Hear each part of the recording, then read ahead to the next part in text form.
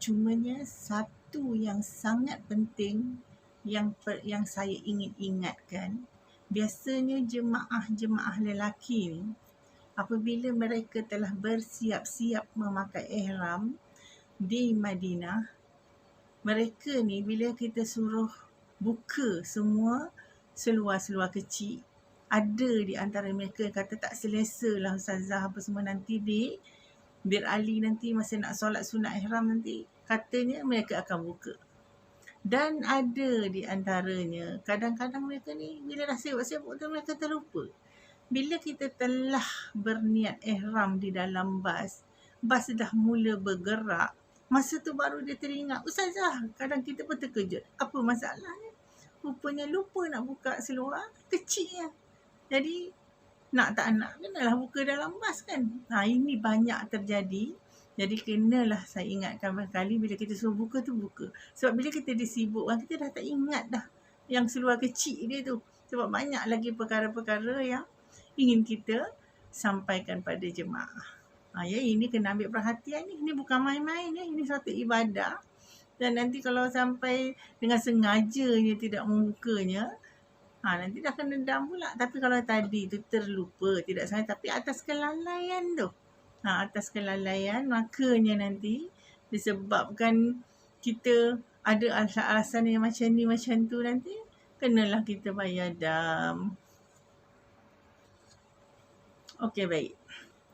Bila kita tiba di Hotel Madinah, setelah selesai, kita check in hotel, apabila kita dah selesai makan malam, biasanya mutawif akan bagi taklimat bila masa yang sesuai kita berkumpul untuk kita menunaikan rukun umrah kita yang kedua, iaitu tawaf. Nanti kita akan dipandu, dia akan diterangkan apa yang perlu kita buat. Sebab ini kita cerita sekali lalu ya, perjalanan, bagaimana kita menampakkan gambaran bagaimana keadaannya dalam perjalanan itu kita nak menunaikan umrah kita di Tanah Suci Mekah. Bila kita sampai di hotel, biasanya suasana dekat sana tu orang kata agak meriah, riuh rendah, seronok sebenarnya bila kita sampai di Tanah Suci Mekah dan kita tengok dengan banyaklah jemaah-jemaah daripada negara lain yang berpakaian ihram. Ada kadang-kadang lalu depan hotel kita buat talbiyah, sayu kita dengar. Dan talbiyah ni perlu kita sebaik-baiknya kita lakukanlah sampailah kita nampak abah kita berhenti. Yang itu nanti insya-Allah kita tengok macam mana keadaan, sebab suasana COVID sekarang ni macam-macam SOP, macam-macam apps yang perlu kita download. Kita ikut je lah. Mudah-mudahan Allah menerima ibadah kita dalam kesusahan, dalam ujian ini sebagai satu ibadah yang sangat-sangat Allah pilih kita untuk dijadikan insan-insan untuk diberi ganjaran yang dijanjikan oleh Allah, insya-Allah. Okey, apabila kita selesai nanti dibimbing untuk melaksanakan tawaf, maka ketika itu selesailah rukun umrah kita yang kedua. Rukun umrah kita yang pertama tadi tu, bila kita berniat di Masjid Bir Ali tadi, itu rukun umrah kita yang pertama. Dan niat umrah kita di Bir Ali tadi telah merangkumi keseluruhan perbuatan umrah kita daripada awal sehinggalah akhir.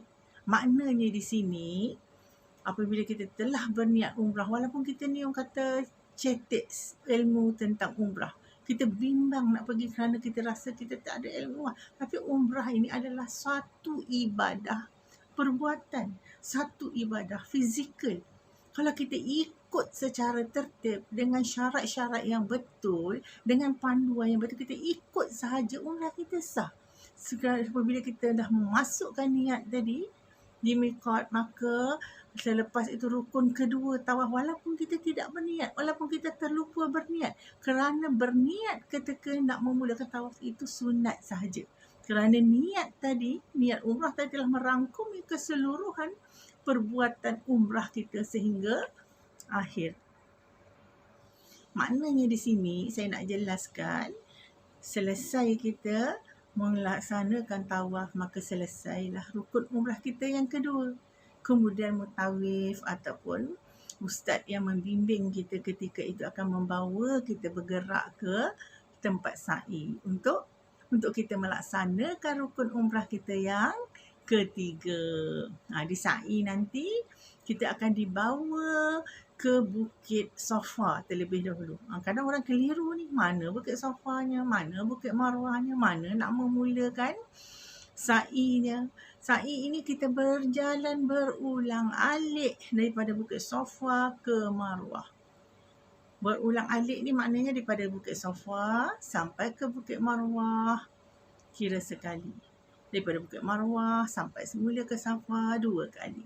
Di Safa pergi ke Marwah semula kali. Begitulah seterusnya berulang-alik sehinggalah 7 kali ulang-alik di mana akhirnya kita akan menamatkan ulang-alik perjalanan itu di Bukit Marwah. Maka selesailah rukun umrah kita yang ketiga.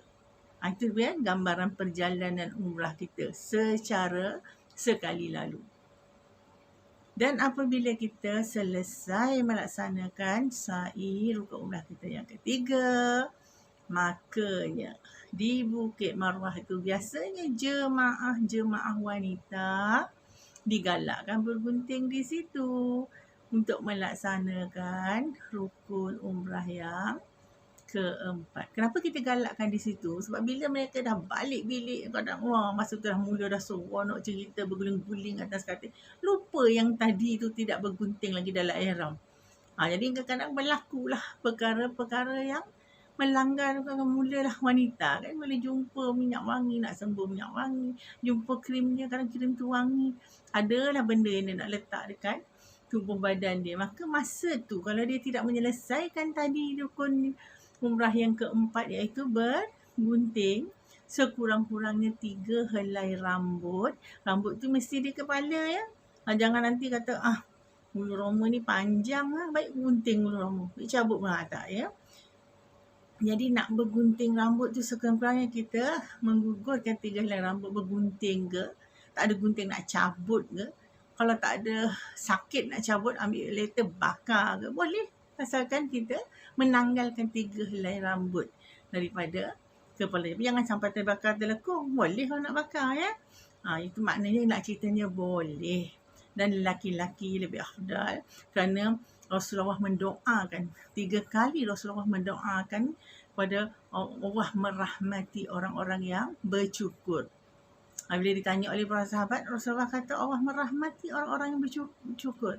Sahabat tanya lagi, bergunting Rasulullah, Allah merahmati orang-orang yang bersyukur dan bergunting. Maknanya 3 kali Rasulullah mendoakan orang-orang yang bersyukur, kemudian baru mendoakan orang makan. Maknanya di situ apa? Maknanya bersyukur ni sangat tinggi ganjarannya. Maka orang lelaki sebaiknya pergi ke kedai gunting dan bersyukurlah.